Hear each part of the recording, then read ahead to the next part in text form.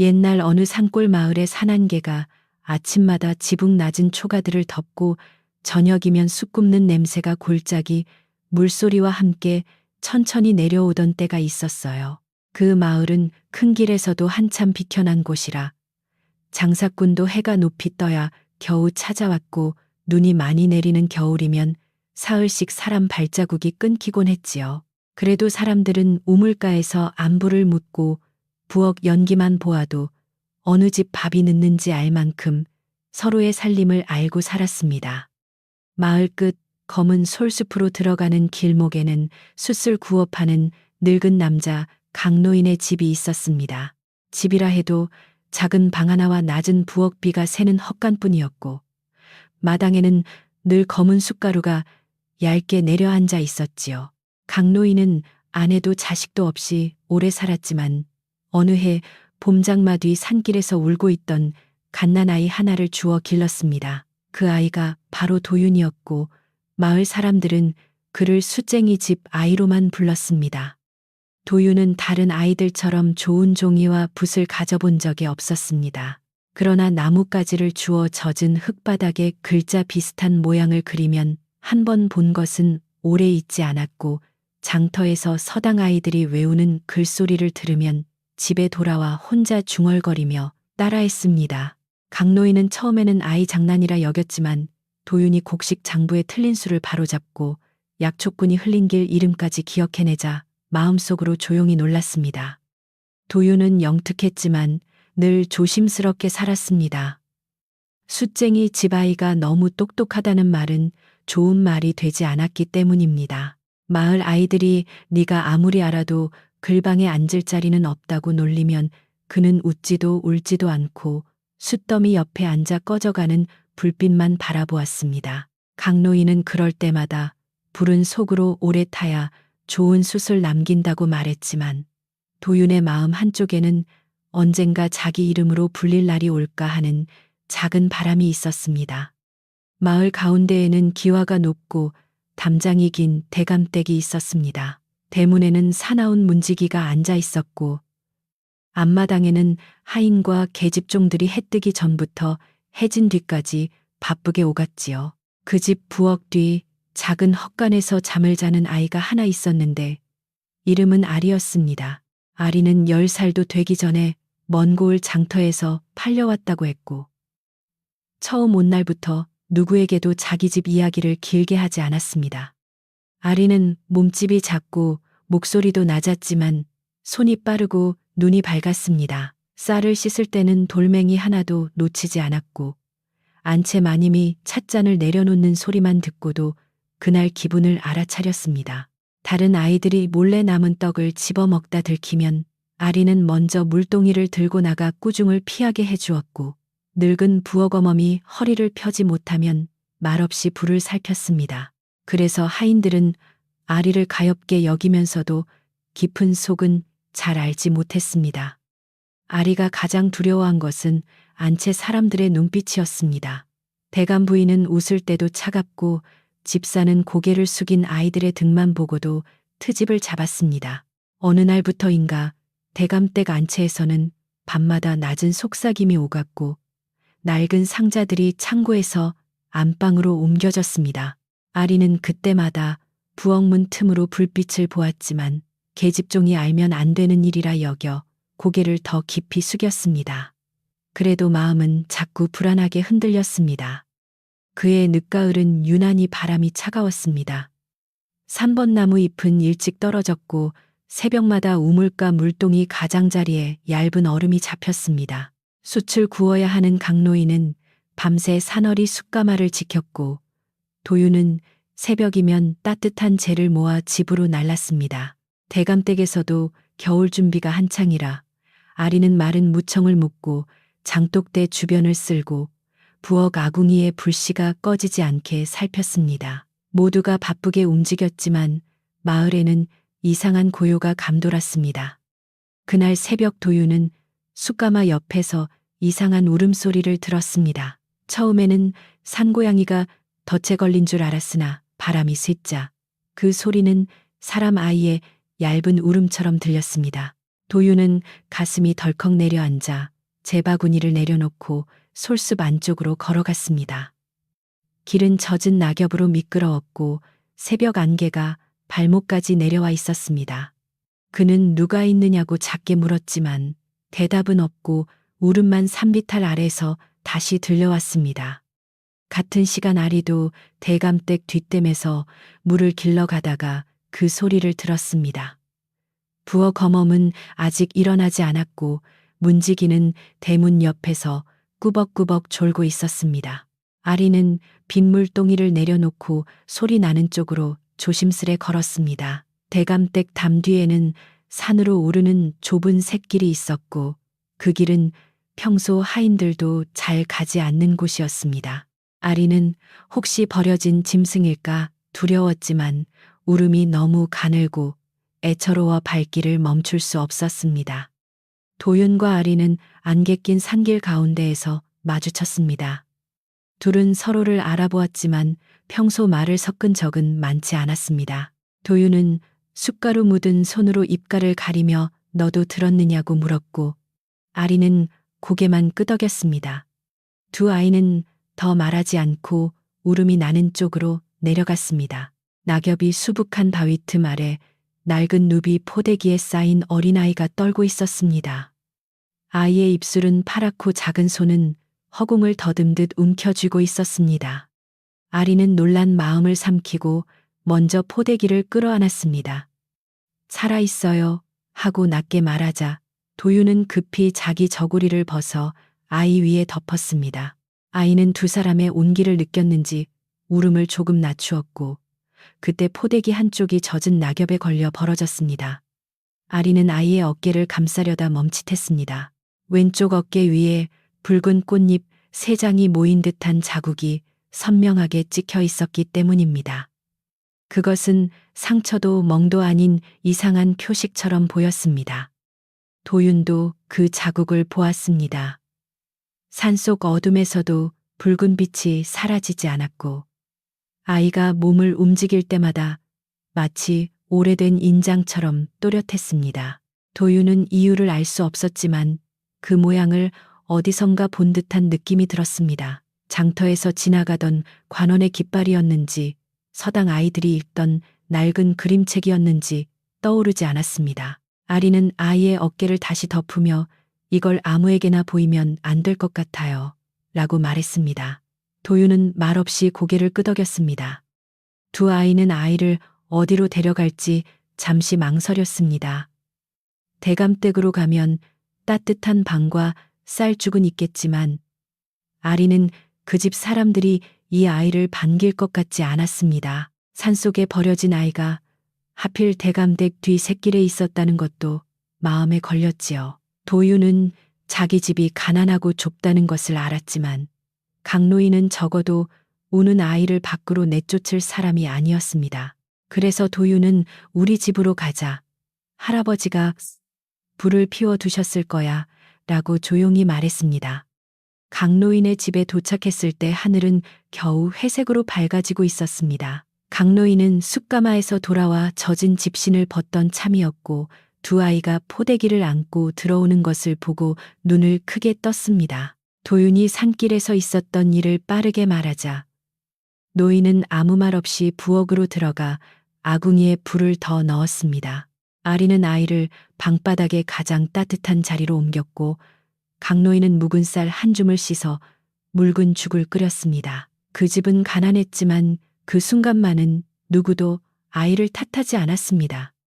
아리는 대감댁으로 돌아가야 했지만 발이 떨어지지 않았습니다. 아이는 죽을 조금 받아먹고 잠들었고 왼쪽 어깨의 자국은 다시 천으로 가려졌습니다. 강노인은 아리를 바라보다가 네가 여기 오래 있으면 꾸중을 듣겠구나. 그러나 오늘 본 것은 마음속에 단단히 묶어 두어라 라고 말했습니다. 아리는 그 말에 고개를 숙였습니다. 도윤은 문 밖까지 따라 나와 해가 지면 다시 와.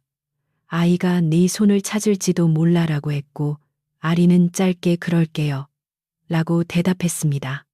그날 하루마을은 평소처럼 보였지만 도윤에게는 모든 소리가 달라 보였습니다. 우물가에서 안악들이 빨랫감을 두드리는 소리도, 장작 패는 소리도, 대감댁 대문이 열리고 닫히는 소리도 모두 어떤 비밀을 감추는 듯 했습니다. 강노인은 아이를 품에 안고 숟가루 묻은 손으로 등을 토닥였고 도유는 포대기 안쪽을 살폈습니다.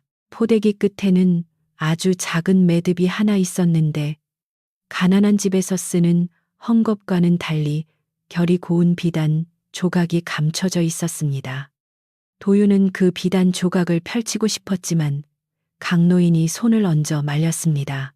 급한 마음은 불길과 같아서 손을 댄다는 한마디뿐이었습니다. 도유는 입을 다물었지만 눈빛은 흔들렸습니다. 그는 글을 배우지 못했어도 물건마다 제자리가 있고 사람마다 숨긴 사연이 있다는 것을 알았습니다. 산속에 버려진 아이, 왼쪽 어깨에 붉은 자국 비단 매듭, 그리고 대감댁 뒤 새끼리 우연히 한 곳에 모였다고 보기에는 너무 이상했습니다. 어린 마음에도 큰일의 그림자가 느껴졌습니다. 대감댁에 돌아간 아리는 늦었다는 이유로 꾸중을 들었습니다. 집사는 물동이를 발로 차며 계집종이 산길에서 노느냐고 소리쳤고 아리는 아무 말 없이 흩어진 물을 닦았습니다. 그러나 안채문 안쪽에서는 더 이상한 말이 새어나왔습니다.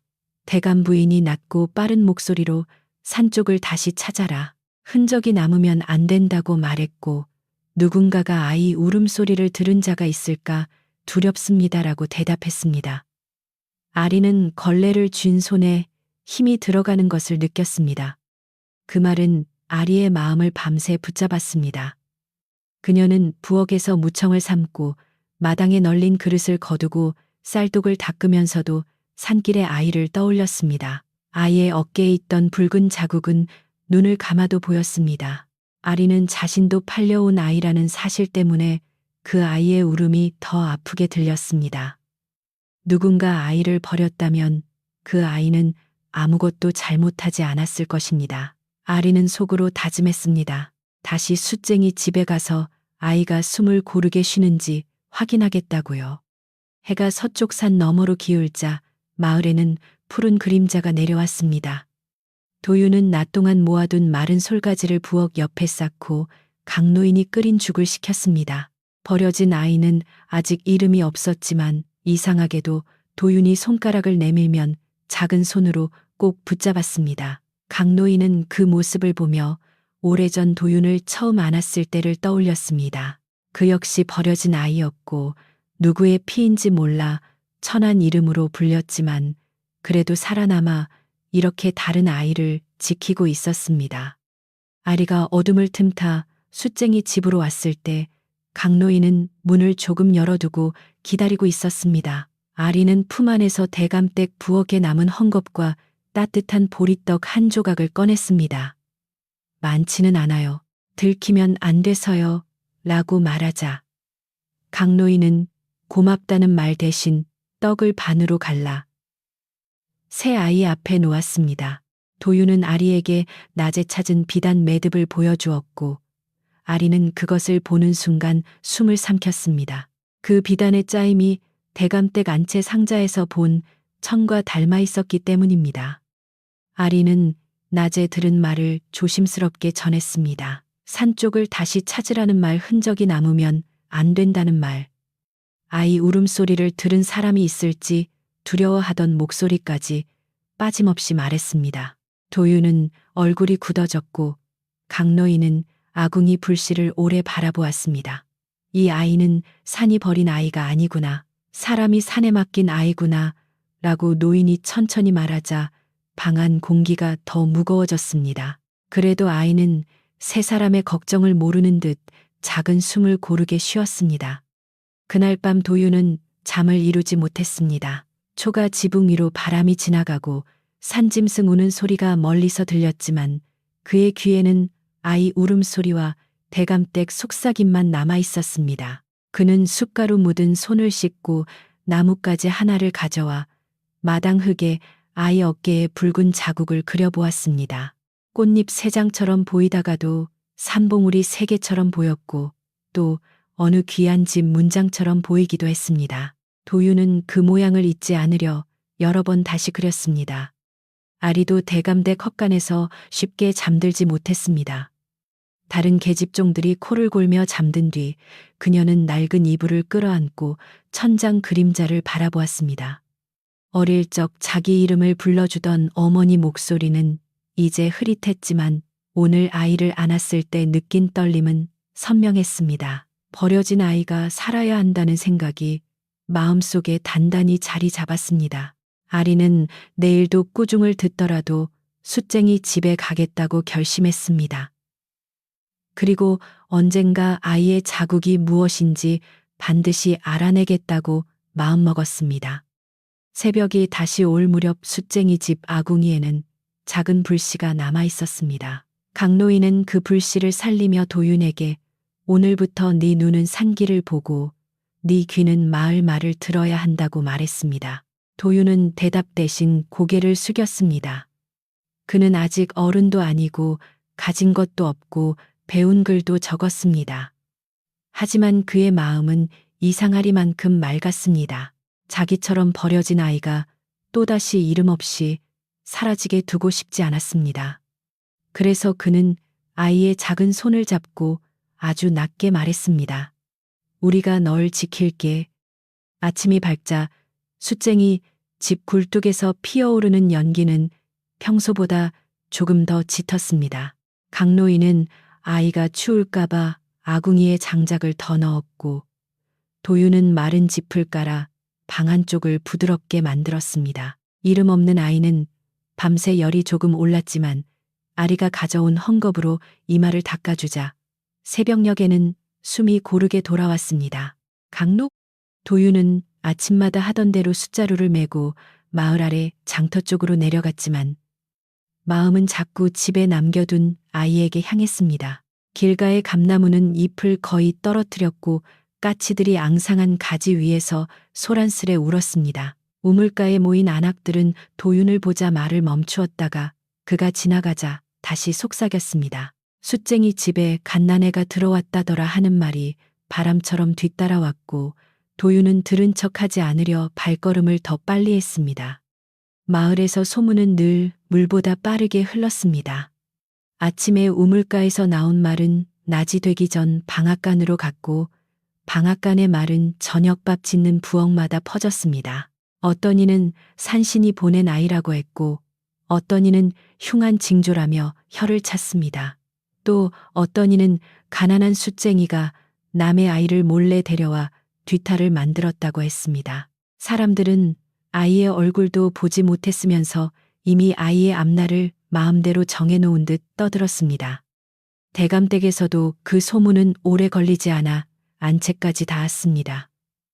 아리는 부엌에서 콩을 고르고 있다가 문지기가 헐레벌떡 들어와 집사에게 귓속말하는 것을 보았습니다.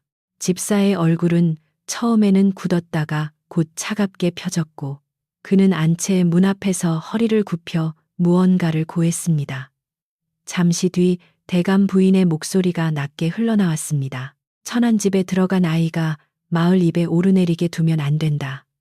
그 말에 아리는 손끝에 콩을 놓칠 뻔했습니다. 점심 무렵 대감댁 집사는 아전 둘을 데리고 숫쟁이 집으로 올라왔습니다. 그들은 마당에 들어서기도 전에 큰 소리로 강노인을 불렀고 도윤은 장터에서 돌아오다 멀리서 그 모습을 보고 뛰어왔습니다. 집사는 숫더미와 낡은 헛간을 둘러보며 코웃음을 쳤습니다. 이런 집에서 아이를 키우겠다고 산에서 주운 물건도 관아에 알려야 하거늘 사람 아이를 숨긴 죄는 더 크다. 강노인은 허리를 낮추었지만 눈빛만은 흔들리지 않았습니다. 강노인은 아이를 숨기지 않았다고 말했습니다. 산길에서 죽어가는 아이를 데려와 불을 쬐이고 죽을 먹였을 뿐이라고 했지요. 그러나 집사는 들으려 하지 않았습니다. 그는 방 안쪽을 들여다보려 했고 도윤은 본능적으로 문 앞에 섰습니다. 아전 하나가 도윤의 어깨를 밀치며 아이 주제에 비켜라고 했지만 도윤은 쓰러지지 않고 발을 버텼습니다. 강노인은 조용히 도윤의 팔을 잡아 뒤로 물렸습니다. 싸움이 커지면 아이에게 더 나쁜 일이 닥칠 것을 알았기 때문입니다. 집사는 아이를 당장 대감댁으로 옮기겠다고 했습니다. 대감댁에는 따뜻한 방이 있고 의복과 먹을 것이 있으니 숫쟁이 집보다 낫다는 말이었습니다. 그러나 그 말은 아이를 걱정하는 말처럼 들리지 않았습니다. 도윤은 집사의 눈이 아이의 얼굴보다 포대기 끝을 먼저 살피는 것을 보았습니다. 강노인은 천천히 고개를 저으며 이 아이는 아직 열이 있어 산길을 다시 넘기 어렵습니다. 관아에 알릴 일이라면 제가 직접 가겠습니다. 라고 말했습니다. 집사의 눈썹이 차갑게 올라갔습니다. 그때 아이가 방 안에서 작게 울었습니다. 울음소리가 들리자 집사는 문턱 가까이 다가왔고 도윤은 숨이 막힐 듯 긴장했습니다. 강노인은 일부러 문을 반쯤만 열어 아이 얼굴을 보이되 어깨는 이불로 단단히 덮었습니다. 아이는 붉어진 얼굴로 손을 쥐었다 폈고 그 모습은 어느 집 아이와 다르지 않았습니다. 집사는 한참을 들여다보다가 사흘을 주겠다. 그 뒤에는 아이를 내놓아라. 그렇지 않으면 관아에서 데려갈 것이다. 라고 말하고 돌아섰습니다. 집사와 아전들이 떠난 뒤에도 마당에는 차가운 먼지가 오래 남아있는 것 같았습니다. 도윤은 주먹을 쥐고 있다가 늦게야 손을 폈습니다. 손바닥에는 손톱 자국이 깊게 남아 있었고 강노인은 그것을 보고도 아무 말 하지 않았습니다. 대신 그는 아이가 잠든 것을 확인하고 문을 닫은 뒤 아궁이 앞에 앉아 오래 불을 살폈습니다. 저들은 아이가 가엾어서 온 것이 아니다. 노인의 말은 짧았지만 도윤은 그 속에 깊은 근심이 들어있음을 느꼈습니다. 아리는 그날 저녁 대감댁 부엌에서 더 이상한 일을 보았습니다. 안채마님은 평소 쓰지 않던 오래된 궤 하나를 열게 했고 집사는 그 안에서 낡은 비단과 종이 묶음을 꺼냈습니다. 아리는 물을 따르는 척 가까이 다가갔지만 집사가 날카롭게 돌아보아 더 보지는 못했습니다. 다만 궤 안쪽에서 아주 짧게 붉은 무늬가 비쳤습니다. 꽃잎 3장이 둥글게 모인 듯한 무늬였습니다. 아리의 가슴이 쿵 내려앉았고 손에 든 물그릇이 미세하게 떨렸습니다. 밤이 되자 아리는 부엌 거멈에게 꾸중을 듣고도 숫쟁이 집으로 몰래 갔습니다. 달빛이 흐린 밤이라 담장 그림자는 길게 누워 있었고 낙엽 밟는 소리 하나도 크게 들렸습니다. 숫쟁이 집에 닿자 도윤이 이미 마당에서 기다리고 있었습니다. 아리는 숨을 고르며 대감댁 궤 속에서 본 붉은 무늬 이야기를 전했습니다. 도윤은 흙바닥에 다시 아이의 어깨에 자국을 그려 보였고 아리는 떨리는 손으로 그 옆에 자신이 본 무늬를 따라 그렸습니다. 두 모양은 놀랄 만큼 닮아 있었습니다. 강노인은 두 아이가 그린 흙그림을 오래 내려다 보았습니다. 불빛이 나자 흙 위에 서는 흐릿했지만 노인의 얼굴은 점점 무거워졌습니다. 그는 젊은 시절 대감댁 바깥일을 도운 적이 있었고 그때 안채 깊숙이 드나들던 비단 상자 하나를 어렴풋이 기억했습니다. 그 상자에는 귀한 집 문양이 찍혀 있었지만 하인들은 아무도 그것을 입에 올리지 못했습니다. 강노인은 한숨을 쉬며 오래 덮어둔 재도 바람을 만나면 다시 날린다고 말했습니다. 다음 날부터 대감댁 사람들은 숫쟁이 집을 노골적으로 살피기 시작했습니다. 문지기는 장작을 사러 온 척 집 앞을 지나갔고 하인 하나는 숯값을 묻는다며 마당 안쪽을 기웃거렸습니다. 도윤은 아이를 부엌 뒤쪽 따뜻한 자리로 옮기고 어깨에 자국이 드러나지 않도록 헝겊을 단단히 감쌌습니다. 강노인은 평소처럼 숯을 구웠지만 낯선 발소리가 들리면 곧장 집으로 내려왔습니다. 가난한 집 마당에 이렇게 많은 눈이 모인 것은 처음 있는 일이었습니다.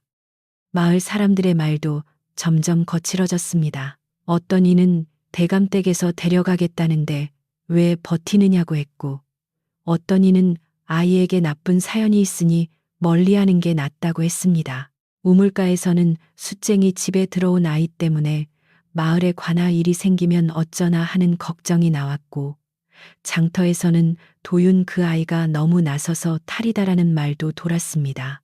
도윤은 그런 말을 들을 때마다 마음이 쓰렸지만 집에 돌아와 아이가 손가락을 잡으면 다시 입을 굳게 다물었습니다.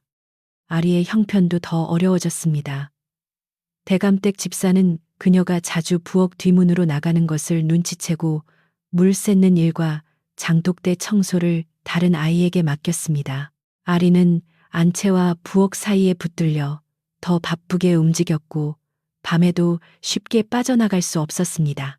그러나 그녀는 귀를 열어두었습니다. 집사와 안채 마님이 말하는 시간, 궤가 열리는 소리, 낯선 손님이 뒷문으로 들어오는 발소리를 하나하나 기억했습니다. 아리에게는 그것이 아이를 지키는 길이었습니다. 사흘째 되는 날 아침 관아의 작은 관리가 숫쟁이 집에 찾아왔습니다. 그는 대감댁 집사보다 부드럽게 말했지만 손에는 아이를 데려가 조사하겠다는 문서가 들려 있었습니다. 강노인은 문서를 받아들고 오래 바라보았습니다. 도윤은 그 문서 끝에 찍힌 도장을 보며 뭔가 이상하다고 느꼈습니다. 도장의 글자 하나가 장터에서 본 관아 도장과 조금 달랐던 것입니다. 그는 확신할 수 없었지만 마음속에 작은 불씨처럼 의심이 살아났습니다. 관리가 떠난 뒤 도윤은 그 모양을 흙바닥에 따라 그렸습니다. 그날 오후 도윤은 장터로 내려가 일부러 관아 앞을 지나갔습니다. 그는 글을 제대로 배운 아이처럼 보이고 싶지 않아 고개를 숙였지만 눈은 관아 문 옆에 걸린 오래된 고시문을 살폈습니다. 거기 찍힌 도장은 숫쟁이 집에 온 문서의 도장과 달랐습니다. 획 하나의 길이와 끝 모양이 달랐고 둥근 테두리도 조금 비뚤었습니다. 도윤은 가슴이 뛰었습니다. 누군가 관아 이름을 빌려 아이를 빼앗으려 한다는 생각이 그의 머리를 스쳤습니다. 도윤이 돌아오는 길 우물지기 할머니가 길가에 앉아 마른 나뭇가지를 묶고 있었습니다. 할머니는 오래전부터 마을 우물을 지켜온 사람으로 누구의 집에 언제 물이 모자라는지 어느 집 연기가 평소와 다른지까지 아는 이였습니다. 도윤이 조용히 지나가려 하자 할머니가 그를 불렀습니다. 아이야, 급히 뛰는 사람은 제 발자국도 못 본단다. 그 한마디뿐이었지만 도윤은 걸음을 멈추고 자기가 지나온 길을 돌아보았습니다. 낙엽 위에 낯선 집신 자국이 따라오고 있었습니다. 도윤은 일부러 큰 길로 가지 않고 방앗간 뒤 좁은 길로 돌아갔습니다. 따라오던 발소리는 잠시 타섰다가 다시 이어졌고 그는 그 사람이 대감댁 하인임을 알아차렸습니다. 도윤은 겁이 났지만 곧장 집으로 뛰지 않았습니다. 대신 마을 아이들이 노는 빈터를 지나며 큰 소리로 숫갑 이야기를 했고 일부러 여러 사람의 눈에 띄었습니다. 그러자 뒤따르던 하인은 더 다가오지 못하고 사라졌습니다. 도윤은 그제야 숨을 고르며 할머니의 말을 마음속으로 되새겼습니다.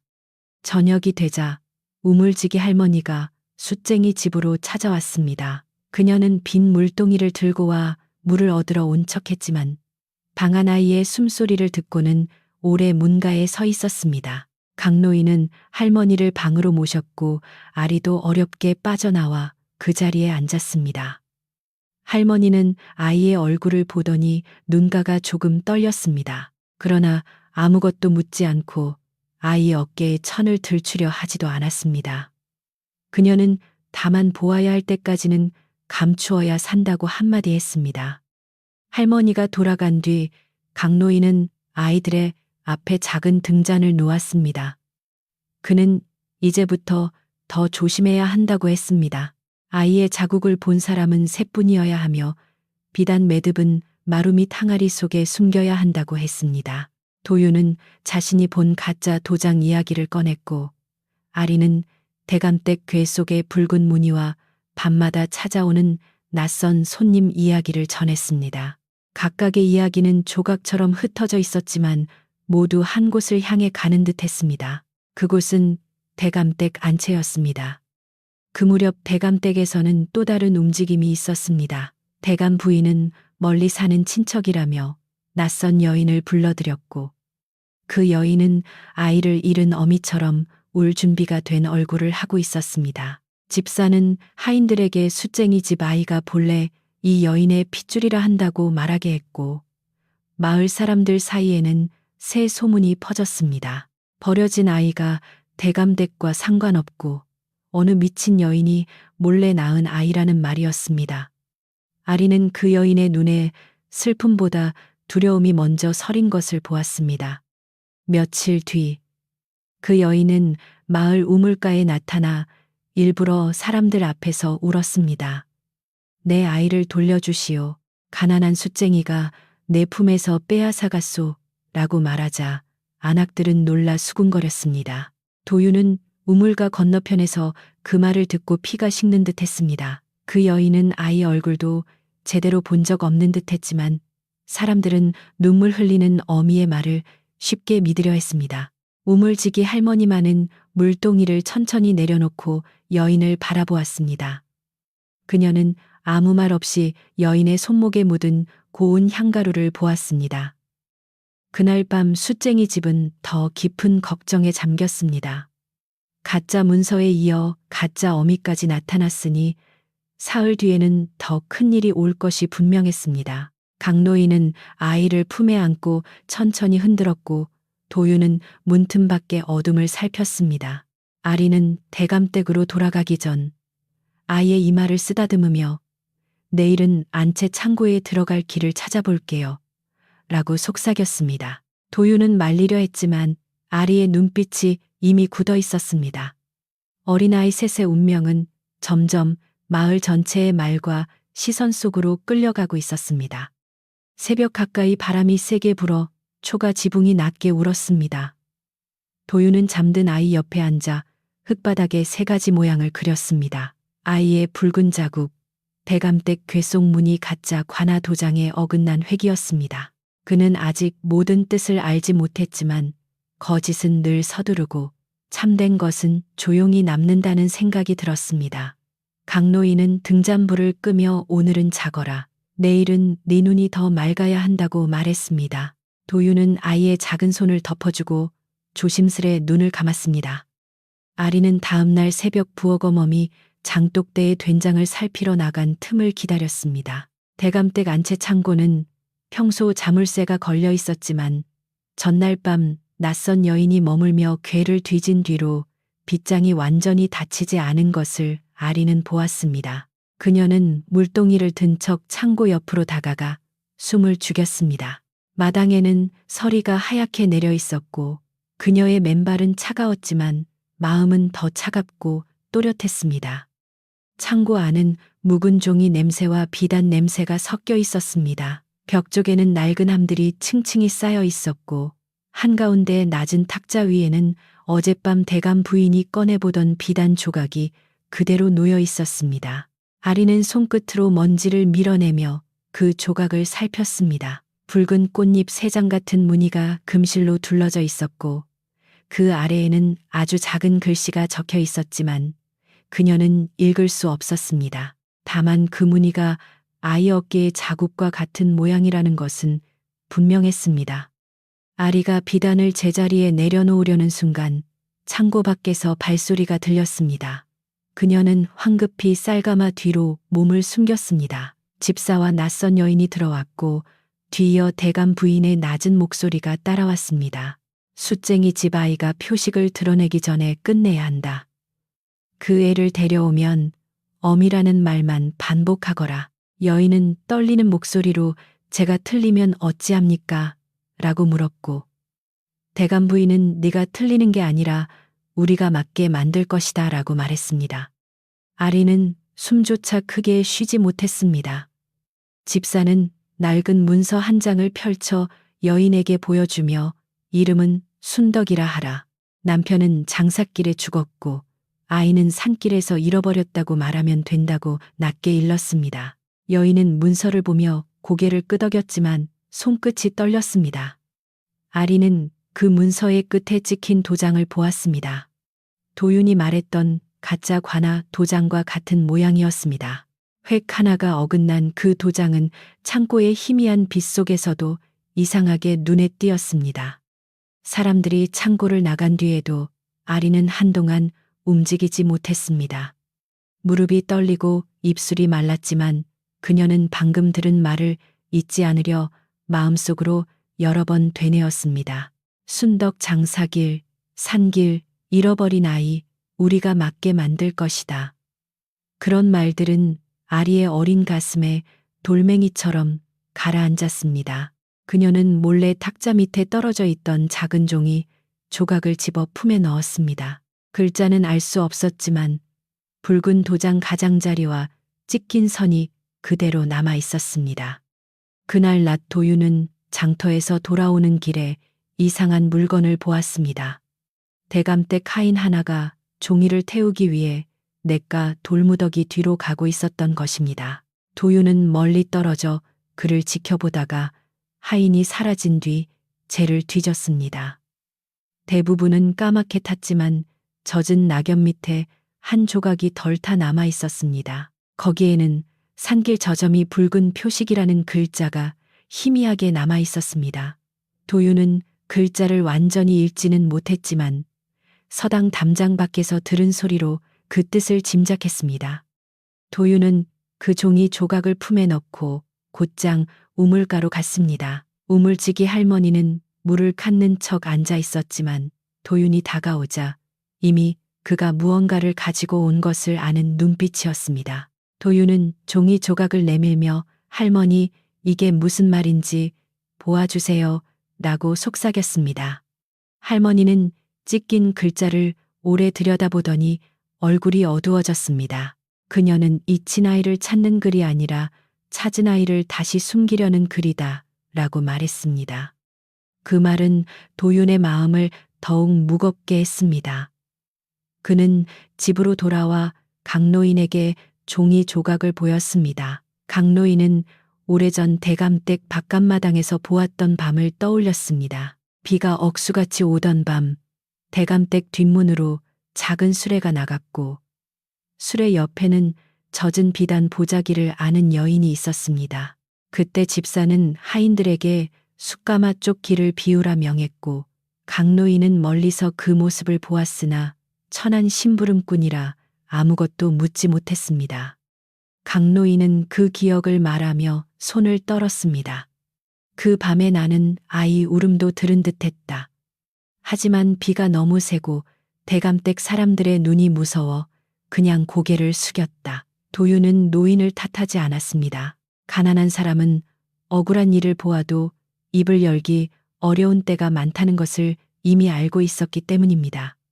그러나 이제는 다르다고 생각했습니다. 그때 사라진 울음이 지금 숫쟁이 집 작은 방에서 숨쉬고 있다면 더는 모른 척 할 수 없었습니다. 아리는 밤이 되어서야 숫쟁이 집에 올 수 있었습니다.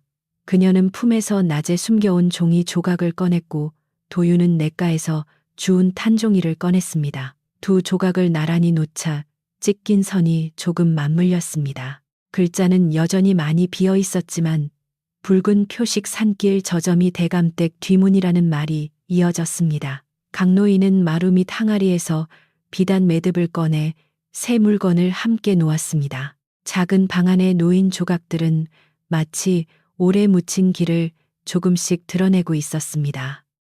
그때 아이가 잠에서 깨어 울었습니다. 아리가 안아 올리자 아이는 낯선 사람처럼 울지 않고 그녀의 옷깃을 꼭 쥐었습니다. 도윤은 아이 어깨의 헝겊을 잠시 풀어 붉은 자국을 다시 확인했습니다. 불빛 아래에서 그 자국은 비단의 무늬와 더욱 닮아 보였습니다. 꽃잎 3장 가운데 가장 아래쪽 끝이 살짝 길게 뻗은 모양까지 같았습니다. 도윤은 흙바닥에 새 모양을 다시 그렸습니다. 아이의 어깨에 비단의 무늬 종이에 찍힌 도장이 모두 한 이야기의 세문처럼 보였습니다. 우물지기 할머니는 다음날 숫쟁이 집에 조용히 들렀습니다. 그녀는 오래된 보자기 하나를 가지고 왔고 그 안에는 낡은 놀이개끈과 작은 은방울이 들어 있었습니다. 할머니는 그것을 방바닥에 내려놓고 한참 말을 아끼다가 오래전 저점이 하나가 우물가에서 이것을 흘렸다. 그 여인은 아이를 안고 있었고 뒤쫓기는 사람처럼 숨을 쉬었다고 말했습니다. 도윤이 그 아이가 이 아이였을까요? 라고 묻자 할머니는 고개를 천천히 저으며 그때의 아이가 오늘의 아이를 부르는지도 모른다고 답했습니다. 할머니의 말은 수수께끼 같았지만 강노인은 그 속에 세월의 무게가 있음을 알았습니다. 오래전 대감댁이 숨긴 아이가 하나만은 아닐 수 있었습니다. 궁에서 사라진 핏줄 대감댁이 바꾸어 세운 아이 산으로 보내진 저점이의 길, 그리고 지금 발견된 아이까지 모두 이어져 있을지도 몰랐습니다. 도유는 자신의 머리가 어지러웠지만 이상하게도 마음 한구석은 또렷해졌습니다. 거짓이 오래된 만큼 증거도 여기저기 흩어져 남아있을 것이라고 생각했습니다. 그 무렵 대감댁은 가짜 어미 순덕을 앞세워 마을 사람들의 마음을 흔들었습니다. 순덕은 우물가에 나와 눈물을 흘리고 방앗간 앞에서 가슴을 치며 아이를 돌려달라고 했습니다. 몇몇 안악들은 그녀를 불쌍히 여겼고 어떤 노인은 숫쟁이 집이 괜한 고집을 부린다며 혀를 찼습니다. 그러나 순덕은 아이의 나이도 제대로 말하지 못했고 아이의 포대기색도 틀리게 말했습니다. 도유는 그 모든 말을 기억해 두었습니다. 거짓말은 자꾸 바뀌었기 때문입니다. 아리는 대감댁 안에서도 순덕을 가까이 보았습니다. 순덕은 혼자 있을 때마다 눈물을 닦기보다 손목에 향가루를 지우려 했고 집사가 들어오면 곧장 울먹이는 얼굴로 바꾸었습니다. 어느 밤 아리는 순덕이 부엌 뒤에서 몰래 말하는 것을 들었습니다. 약속한 쌀과 돈을 주면 저는 떠나겠습니다. 아이 얼굴은 보지도 않겠습니다. 집사는 장날에 한 번만 더 울면 된다고 답했습니다. 아리는 그 말을 듣고 속으로 치를 떨었지만 겉으로는 죄를 치우는 아이처럼 고개를 숙였습니다. 도유는 장날을 기다리며 준비를 시작했습니다. 그는 숯을 팔러 간다는 핑계로 장터에 글 아는 약초꾼에게 탄 종이 조각을 보였습니다. 약초꾼은 글을 읽어주었고 거기에는 궁에서 내려온 저점이 아이의 왼쪽 어깨 대감댁 산길이라는 말이 남아있다고 했습니다. 도유는 놀란 표정을 숨기려 입술을 깨물었습니다. 약초꾼은 어린 네가 품기에는 큰 글이다. 그러나 큰 글일수록 함부로 태우면 제 속에서도 다시 나온다고 조용히 말했습니다. 그날 밤 도유는 강노인과 아리 앞에서 자신이 들은 글의 뜻을 전했습니다. 궁이라는 말이 나오자 방 안의 공기가 얼어붙었습니다. 아리는 그 단어를 자주 들어보지는 못했지만 대감댁 사람들이 왜 그렇게 두려워했는지 조금 알 것 같았습니다. 강노인은 아이를 바라보며 깊은 숨을 내쉬었습니다. 궁의 피가 이 아이에게 있다면 우리가 지키는 것은 한 아이 목숨만이 아니겠구나. 도유는 겁이 났지만 아이를 내려놓을 생각은 들지 않았습니다. 그 뒤 며칠 동안 도윤과 아리는 서로 다른 곳에서 증거를 모았습니다. 도윤은 마을 사람들에게 순덕이 한 말을 조용히 물어보고 서로 맞지 않는 대답을 흙바닥에 표시했습니다. 아리는 대감댁 부엌에서 순덕이 먹은 밥그릇 집사와 주고받은 작은 주머니 안 채 마님이 태우려다 남긴 종이 조각을 살폈습니다. 강노인은 마을 어른들 중 오래전 비오는 밤을 기억하는 사람을 찾아다녔습니다. 누구도 큰 소리로 나서려 하지 않았지만 몇 사람의 눈빛은 이미 흔들리기 시작했습니다. 한 저녁 강노인은 방앗간 늙은 주인을 데려왔습니다. 그는 오래전 대감댁 수레가 밤중에 산길로 올라가는 것을 보았다고 했습니다. 그때 수레바퀴에는 궁에서 쓰는 붉은 천 조각이 걸려 있었고 뒤에서 저저미로 보이는 여인이 울며 따라갔다고 했습니다. 방앗간 주인은 나는 그날 술에 취한 눈이라 믿지 않았다. 그러나 오늘 너희 말을 듣고 보니 내 눈이 거짓은 아니었구나 라고 말했습니다. 도유는 그 말을 하나하나 마음에 새겼습니다. 또 다른 날에는 우물지기 할머니가 아리에게 오래된 이야기를 들려주었습니다. 여러 해 전 궁에서 귀한 아이가 사라졌다는 소문이 바람처럼 지나간 적이 있었고 그 무렵 대감댁은 갑자기 큰 은혜를 입은 집처럼 고을에서 더 큰 권세를 얻었습니다. 그러나 사람들은 높은 집안의 일을 함부로 말하지 못했습니다. 할머니는 무서운 집은 담장이 높아서가 아니라 남의 입을 낮추기 때문이란다 라고 한마디 했습니다. 아리는 그 말을 듣고 자기 입술을 단단히 다물었습니다. 장날 전날 밤 대감댁은 숫쟁이 집을 흔들 마지막 준비를 했습니다. 집사는 아전들을 불러 숫쟁이 집 아이를 데려오라 했고, 순덕은 마을 사람들 앞에서 아이를 안고 울며 쓰러지는 연습을 했습니다. 아리는 그 모습을 창문 틈으로 보며 마음이 급해졌습니다. 그녀는 몰래 부엌 뒤 재통 밑에 숨겨진 작은 주머니를 찾아냈습니다. 그 안에는 순덕에게 줄 은전 몇 땡과 대감댁 집사의 손글씨가 적힌 쪽지가 있었습니다. 장날 뒤 떠나라 입을 닫아라, 그런 말이 분명히 적혀 있었습니다. 아리는 쪽지를 품에 넣고 숫쟁이 집으로 뛰었습니다. 밤 공기는 칼처럼 차가웠고 그녀의 숨은 하얗게 흩어졌습니다. 도유는 마당에서 장작을 패는 척 기다리고 있었고, 아리가 내민 쪽지를 보자 얼굴이 굳었습니다. 이제는 순덕이 거짓 어미라는 증거가 생긴 것입니다. 그러나 강노인은 아직 서둘러서는 안 된다고 했습니다. 사람들 앞에서 거짓이 스스로 넘어지게 해야 한다. 우리가 먼저 소리치면 저들이 우리 입을 막을 것이다. 그 말에 두 아이는 조용히 고개를 끄덕였습니다. 도유는 다음 날 장터에서 어떻게 말할지 밤새 생각했습니다. 그는 글을 많이 배운 선비처럼 말할 수는 없었지만 본 것과 들은 것을 차례로 놓을 수는 있었습니다. 아이의 어깨 자국은 사람들 앞에서 함부로 보일 수 없으니 마지막까지 감추어야 했습니다. 먼저 순덕의 말이 틀렸음을 드러내고 가짜 도장과 쪽지를 보이며 오래전 밤을 본 어른들의 말을 이어야 했습니다. 도유는 흙바닥에 작은 돌멩이를 놓아 순서를 익혔고, 아리는 그 옆에서 빠진 말을 바로 잡아 주었습니다. 아이는 그 밤 이상하게도 오래 울지 않았습니다. 마치 방 안의 사람들이 내일을 준비하는 것을 아는 것처럼 조용히 숨을 쉬었습니다. 아리는 아이의 손을 잡고 낮게 노래하듯 말했습니다. 조금만 견디면 돼. 네가 누구인지 우리가 먼저 알아줄게. 도유는 그 말을 듣고 마음이 따뜻해졌습니다. 세 아이 모두 낮은 자리에서 자랐거나 버려졌지만 바로 그렇기 때문에 서로의 떨림을 알아보았습니다. 강노인은 등잔불을 낮추며 낮은 불씨도 바람을 만나면 길을 밝힌다고 말했습니다. 새벽녘 산 위로 희미한 빛이 오르기 전 우물지기 할머니가 다시 찾아왔습니다. 그녀는 오래된 은방울을 도윤에게 건네며 이것은 저점이가 아이를 안고 달아나던 밤에 남긴 것이다. 오늘 사람들이 네 말을 의심하면 이 방울 소리를 들려주어라 라고 말했습니다.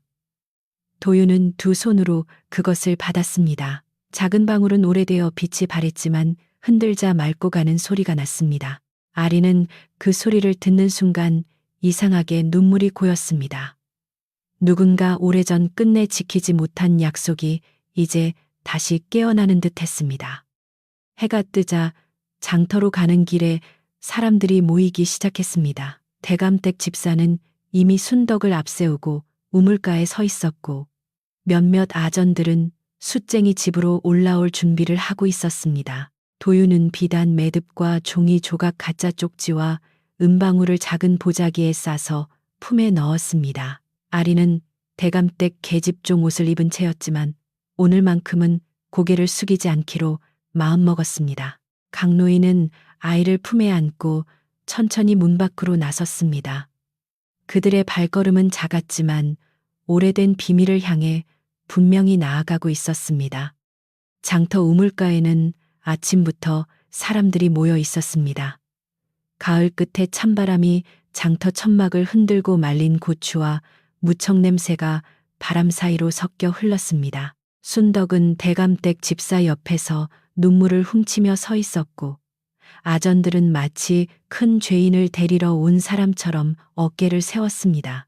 마을 사람들은 숫쟁이 집에서 내려오는 강노인과 도윤, 그리고 계집종 옷차림의 아리를 보고 길을 조금씩 비켜주었습니다. 강노인의 품에는 이름 없는 아이가 단단히 쌓여 잠들어 있었습니다.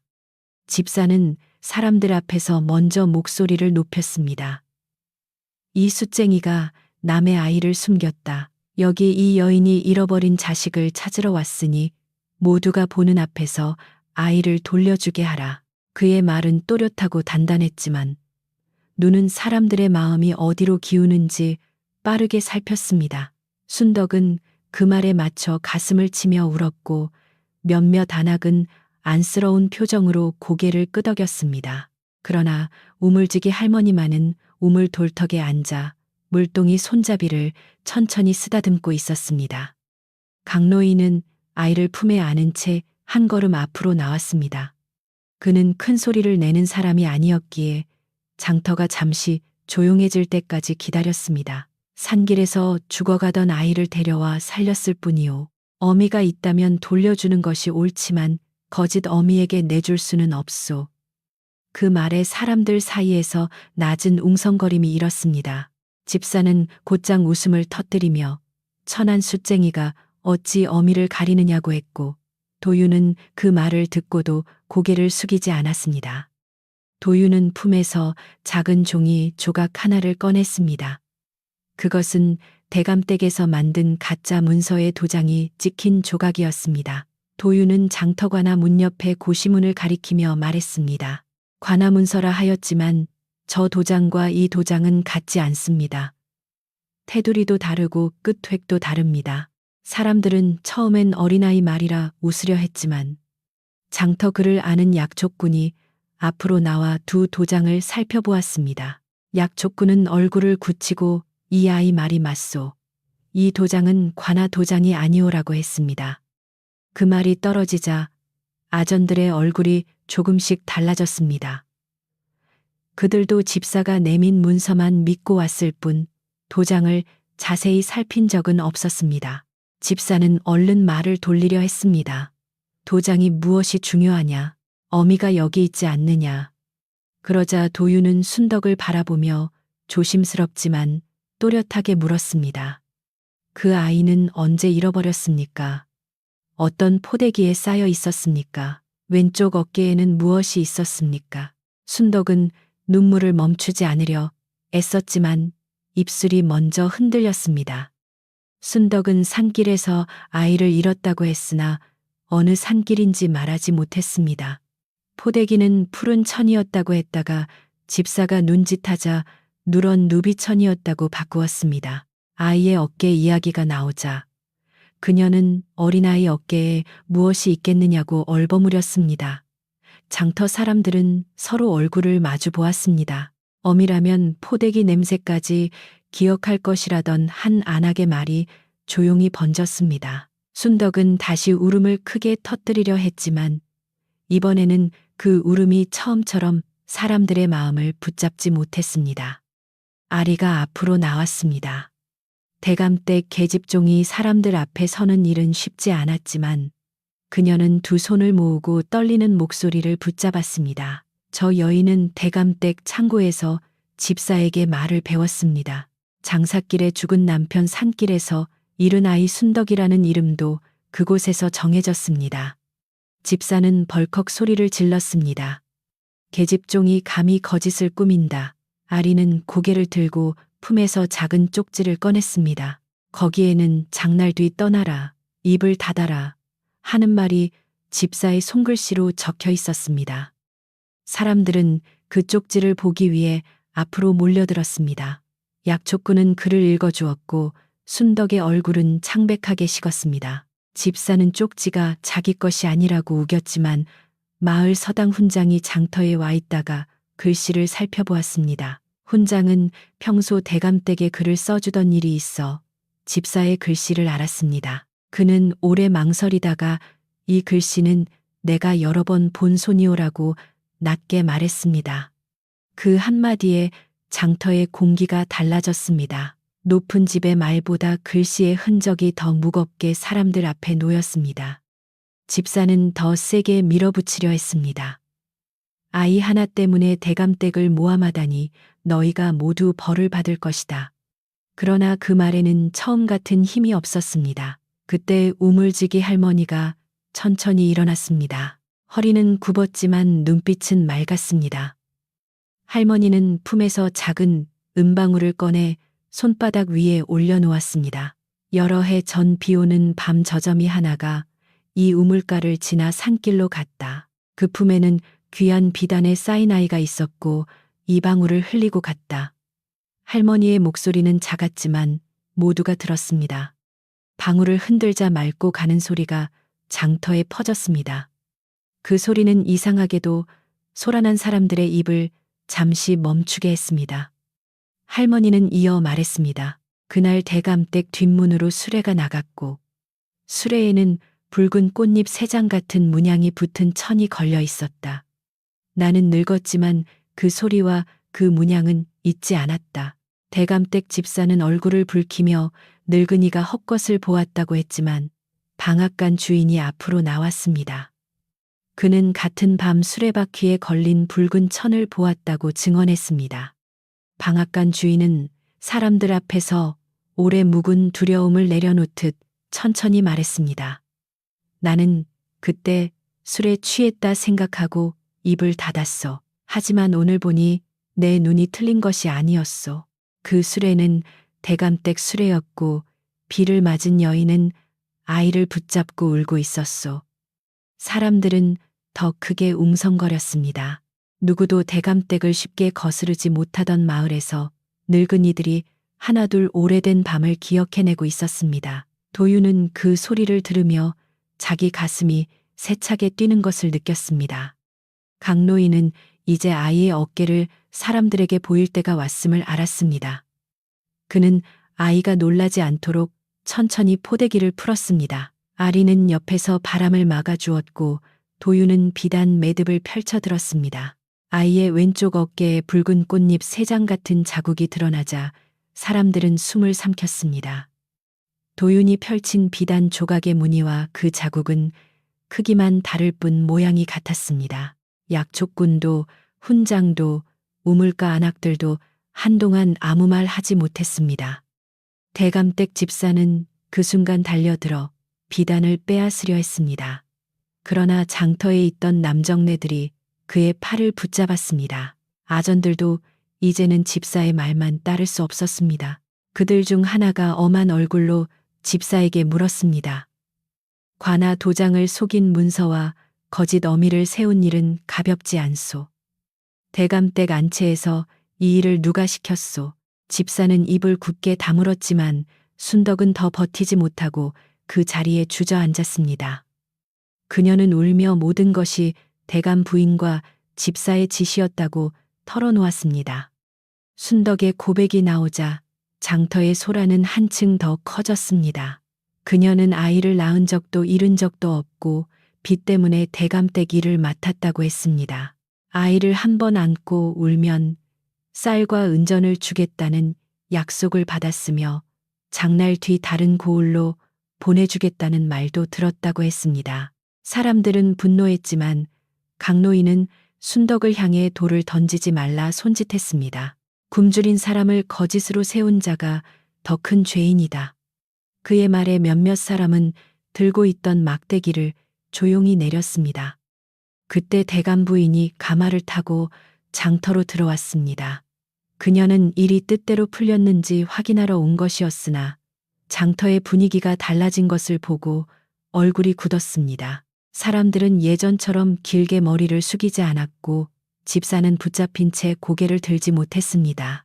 대감 부인은 차가운 목소리로 천한 것들이 내 집 이름을 더럽힌다고 했지만 이번에는 아무도 쉽게 물러서지 않았습니다. 우물지기 할머니가 조용히 말했습니다. 이름을 더럽힌 것은 낮은 사람이 아니라 아이를 산에 버린 손입니다.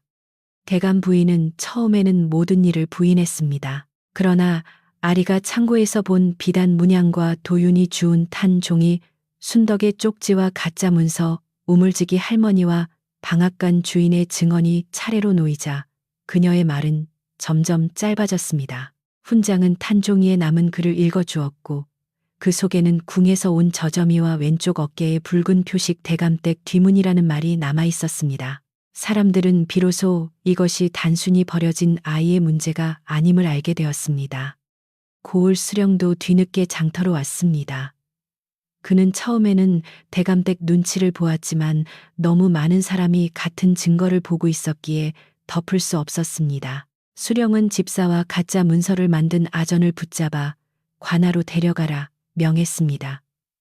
대감 부인에게는 대감댁 창고를 봉하고 관련 문서를 모두 관하로 가져오라 했습니다. 대감 부인은 분노로 입술을 떨었지만 장터 사람들의 시선이 더는 예전처럼 낮지 않다는 것을 깨달았습니다. 그녀는 결국 가마 안으로 물러났고 집사는 줄에 묶여 끌려갔습니다.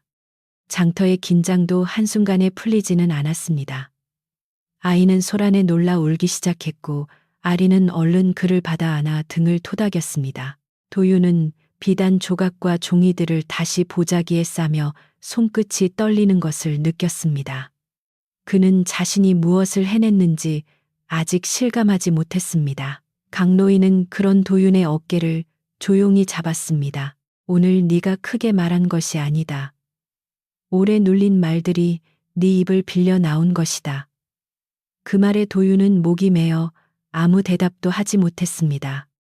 사람들은 천천히 숫쟁이 집으로 함께 올라갔습니다. 아이를 당장 관하로 데려가자는 말도 있었지만 우물지기 할머니와 약초꾼이 아이가 아직 어리고 몸이 약하니 며칠 더 따뜻한 곳에 있어야 한다고 했습니다. 수령도 마을의 눈이 모두 지켜보고 있으니 숫쟁이 집에 머물게 하라 허락했습니다. 대신 문서와 비단, 은방울은 약초꾼과 훈장이 함께 보관하며 관아에 사본을 남기기로 했습니다. 예전 같으면 가난한 집 말은 바람에 흩어졌겠지만 그날은 여러 손이 함께 증거를 지켰습니다. 숫쟁이 집 마당에 사람들이 모이자 강노인은 서둘러 아궁이에 불을 피웠습니다. 장터에서 긴장했던 마음을 풀기 위해 우물가 안악들은 자기 집에서 가져온 보리쌀과 물을 내놓았고 방앗간 주인은 갓 따는 가루 한 줌을 주었습니다. 아리는 부엌에서 묽은 죽을 끓였고 도유는 장작을 쪼개며 마당 한쪽을 따뜻하게 만들었습니다. 사람들은 큰 소리로 웃지는 않았지만 서로에게 물그릇을 건네고 아이의 숨소리를 살피며 조금씩 마음을 낮추었습니다.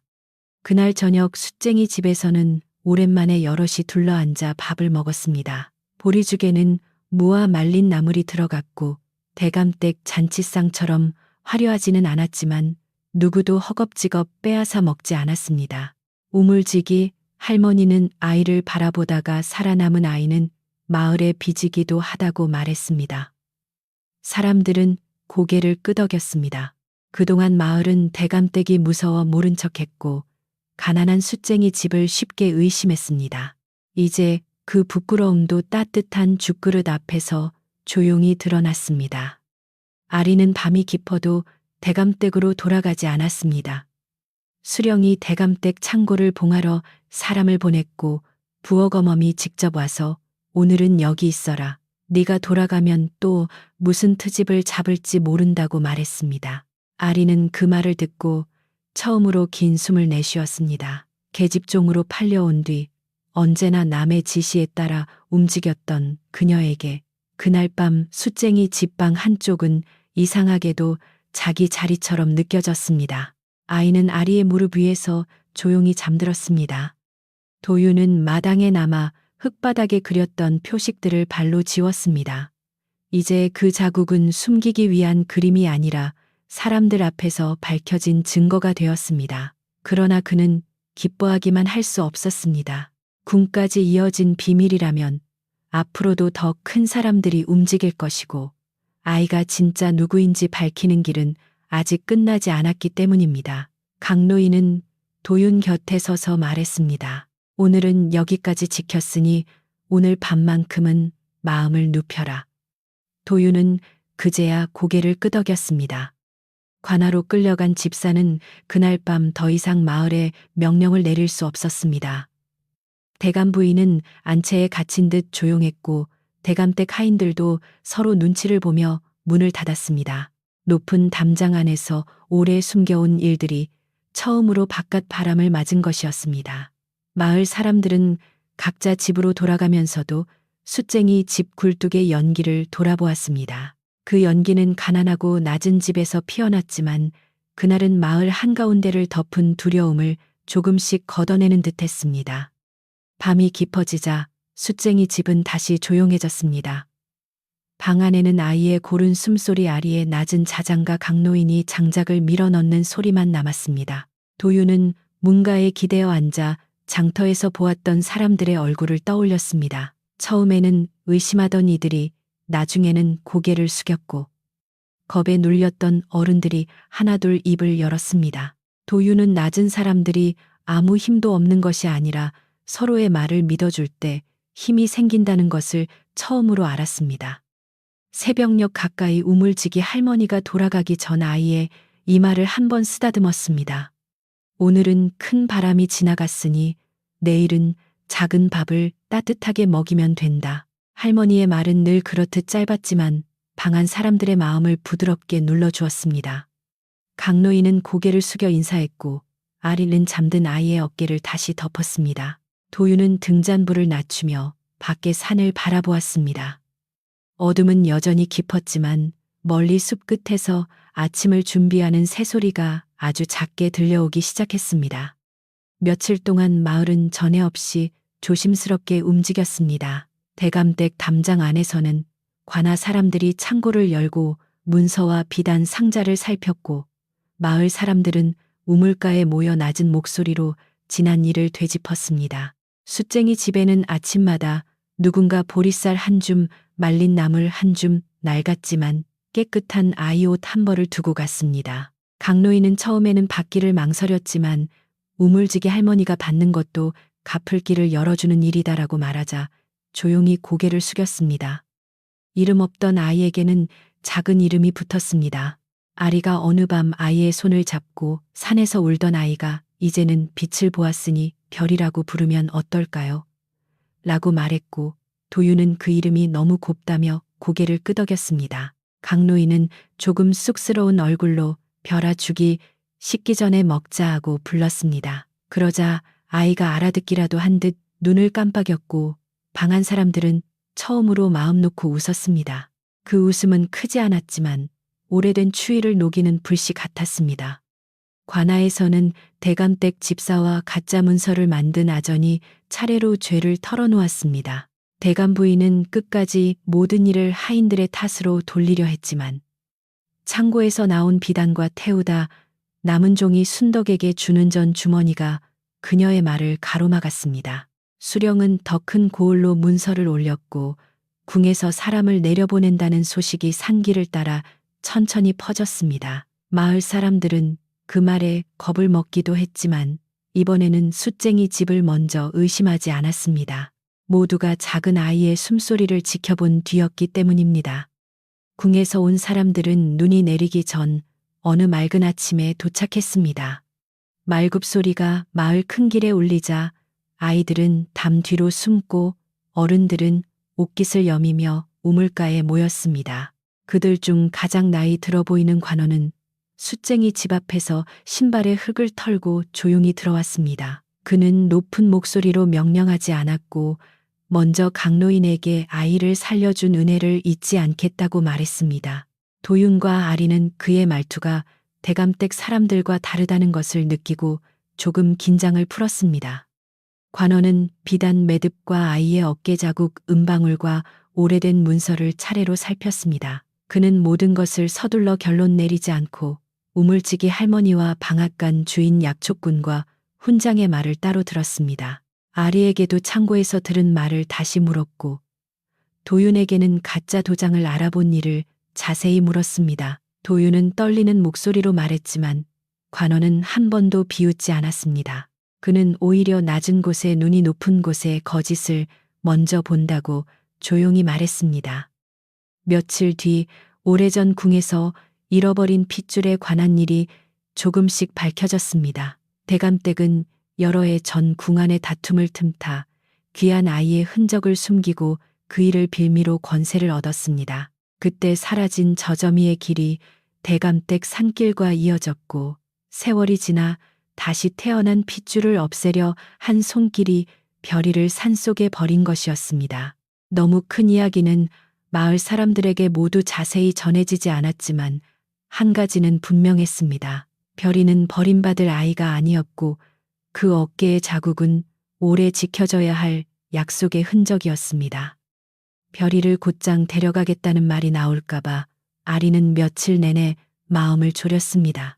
아이가 아리의 손가락을 잡고 잠들 때마다 그녀는 자신이 또 한 번 누군가를 잃을까 두려웠습니다. 그러나 궁에서 온 늙은 관원은 아이가 아직 너무 어리고 몸이 겨울바람을 견디기 약하니 당분간 숫쟁이 집에서 돌보게 하겠다고 했습니다. 그는 마을에 사람을 남겨 아이를 지키게 하고 필요한 쌀과 약을 보내주겠다고 약속했습니다. 아리는 그 말을 듣고 몰래 눈물을 닦았습니다. 도윤에게도 뜻밖의 일이 생겼습니다. 관원은 도윤이 도장의 획을 알아보고 흩어진 말을 차례로 엮어낸 일을 높이 여겼습니다.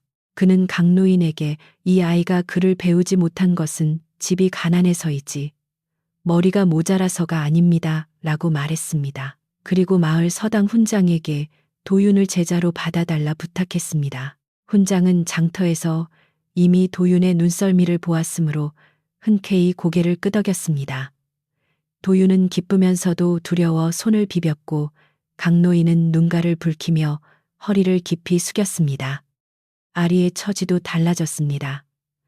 대감댁의 죄가 드러난 뒤 그 집에 팔려온 아이들과 하인들의 이름이 다시 적히기 시작했습니다. 관아에서는 억울하게 묶인 몸을 풀어주겠다고 했고 부어검엄은 아리의 손을 잡고 네가 우리 모두의 입을 열게 했다고 말했습니다. 아리는 어디로 가야 할지 몰라 한동안 말이 없었습니다. 강노인은 그 모습을 보고 갈 곳이 정해질 때까지 이 집에 있어라. 숟가루가 묻는 집이지만 밥그릇 하나는 더 놓을 수 있다고 말했습니다. 겨울이 본격적으로 내려오자 마을은 하얀 눈으로 덮였습니다. 숫쟁이 집 지붕에도 눈이 쌓였고 마당의 검은 숟가루는 잠시 흰 이불 아래 숨었습니다. 도윤은 아침이면 서당으로 가기 전 장작을 패고 돌아와서는 별이에게 배운 글자를 들려주었습니다. 별이는 아무 뜻도 모르면서 도윤의 입모양을 따라 웃었고 아리는 옆에서 헝겊을 꿰매며 그 모습을 바라보았습니다. 강노인은 쑥가마 일을 마친 뒤 방 안에 앉아 아이들이 주고받는 소리를 듣는 것을 하루의 큰 낙으로 삼았습니다. 서당에서 도윤은 처음에는 눈치를 많이 보았습니다. 부잣집 아이들은 숯냄새가 난다며 멀리 앉았고 어떤 아이는 장터에서 운이 좋아 이름난 것뿐이라고 비웃었습니다. 그러나 훈장이 낡은 글을 읽게 하자 도윤은 한 번 들은 구절을 거의 틀리지 않고 외웠습니다. 며칠이 지나자 놀리던 아이들도 조용해졌고 훈장은 도윤에게 오래된 문서를 베껴보게 했습니다. 도윤은 붓을 잡은 손이 어색했지만 글자 하나하나를 마치 사람의 발자국처럼 소중히 따라갔습니다. 아리는 집안일을 하면서도 더 이상 누군가의 눈치를 보며 숨지 않았습니다. 그녀는 부엌을 쓸고 우물물을 길어오고 별이의 작은 옷을 빨아 볕에 널었습니다. 우물가 안악들은 예전처럼 그녀를 계집종이라고 부르지 않고 아리아하고 이름을 불렀습니다. 처음 그 소리를 들은 날 아리는 물동이를 내려놓고 한참 고개를 들지 못했습니다. 이름으로 불린다는 것이 이렇게 따뜻한 일인지 몰랐기 때문입니다. 우물지기 할머니는 곁에서 사람은 이름을 들을 때 집으로 돌아온다고 말했습니다. 순덕도 마을에 한 번 더 찾아왔습니다. 그녀는 초라한 옷차림으로 관아에서 조사를 받고 풀려난 뒤였고 사람들 앞에 서는 것을 두려워했습니다. 강노인은 그녀를 꾸짖지 않고 따뜻한 물 한 그릇을 내주었습니다. 순덕은 별이를 멀리서 바라보다가 무릎을 꿇고 울었습니다. 굶주림이 무서워 거짓 어미가 되었습니다. 그러나 저 아이 얼굴을 본 뒤로 잠을 자지 못했습니다. 아리는 그녀를 오래 바라보다가 다시는 버려진 아이 이름으로 밥을 구하지 마세요. 라고 말했습니다. 순덕은 고개를 깊이 숙이고 떠났습니다. 대감댁은 예전의 위세를 잃었습니다. 높은 담장은 그대로였지만 대문은 자주 닫혀 있었고 안채에서 나오던 차가운 웃음소리도 사라졌습니다. 대감 부인은 더 큰 고을로 불려갔고 집사는 죗값을 치르게 되었습니다.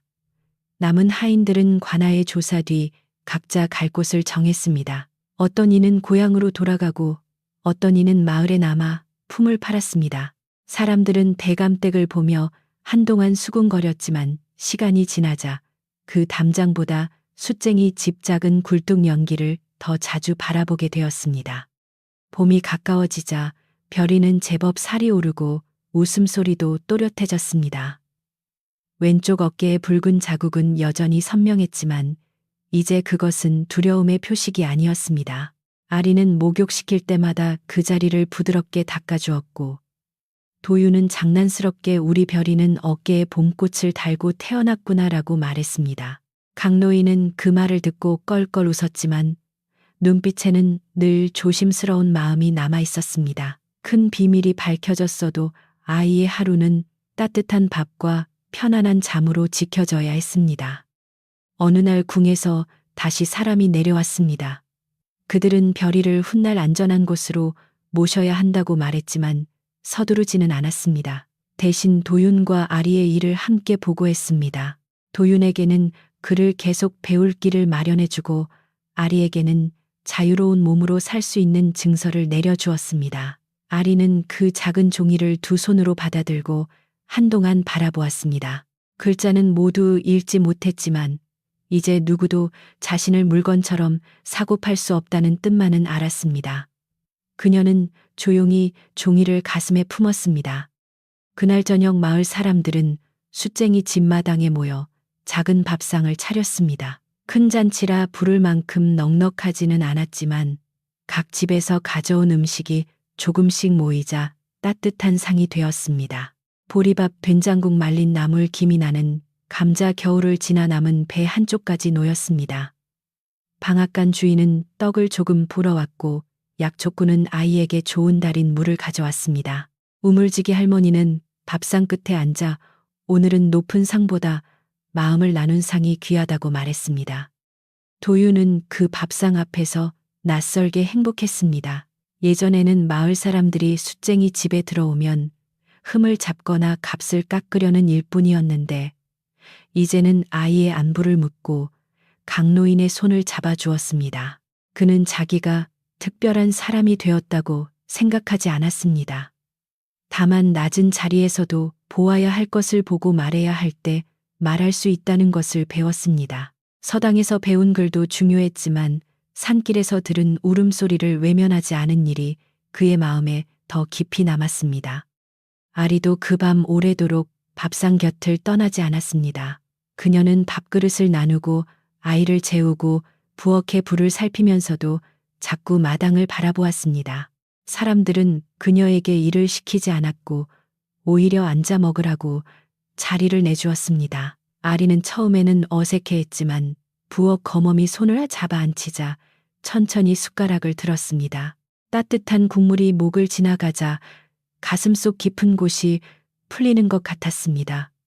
그녀는 낮은 목소리로 이제 밥이 겁나지 않아요 라고 말했습니다.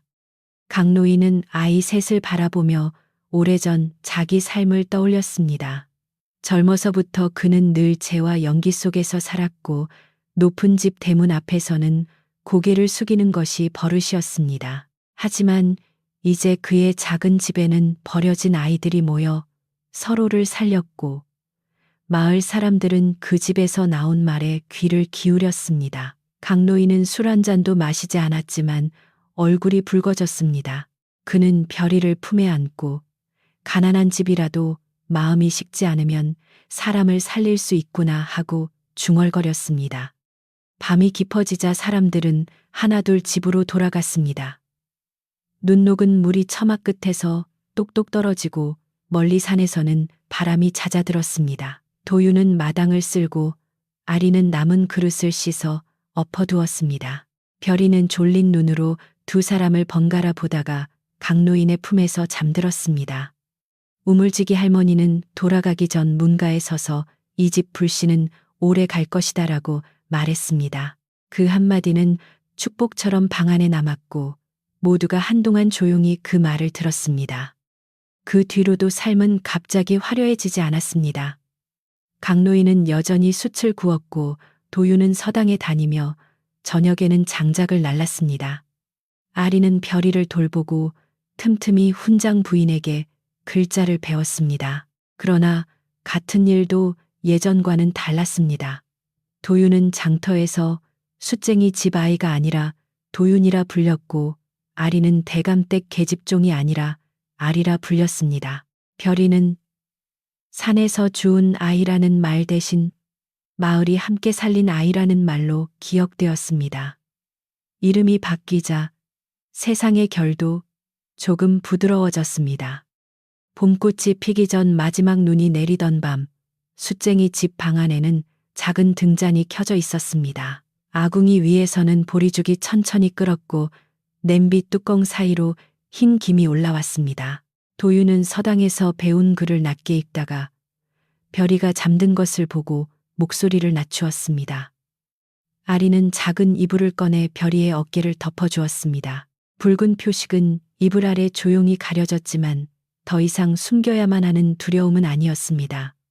그것은 살아남은 아이의 이야기가 되었습니다. 아리는 잠든 별이를 바라보다가 아주 낮게 말했습니다. 이제는 아무도 너를 산에 버리지 못할 거야. 도윤은 그 말을 듣고 등잔불을 조금 낮추었고 강노인은 아궁이에 마지막 장작을 밀어 넣었습니다. 밖에서는 눈이 소리 없이 내려 마당에 숟가루를 덮고 지붕 아래 작은 집은 따뜻한 숨을 쉬듯 고요했습니다. 그 밤 마을 사람들도 각자의 집에서 불을 끄며 생각했습니다. 낮은 곳에 있던 새 아이가 오래 묻힌 죄를 밝혔고 그 뒤로 마을의 겨울은 조금 덜 추워졌다고요. 세월이 지나 사람들은 그 일을 오래 이야기했습니다. 숫쟁이 집에서 자란 영특한 아이 팔려왔지만 누구보다 밝은 눈을 가진 아리 산속에서 발견된 붉은 표식의 아이 이야기는 우물가와 아궁이 곁에서 조용히 전해졌습니다. 그러나 그 이야기를 들려주는 어른들은 늘 마지막에 큰 복수나 높은 벼슬보다 따뜻한 밥상 이야기를 더 길게 했습니다. 왜냐하면 사람을 살린 것은 칼이나 권세가 아니라 울음소리를 외면하지 않은 작은 발걸음과 함께 나눈 죽 한 그릇이었기 때문입니다.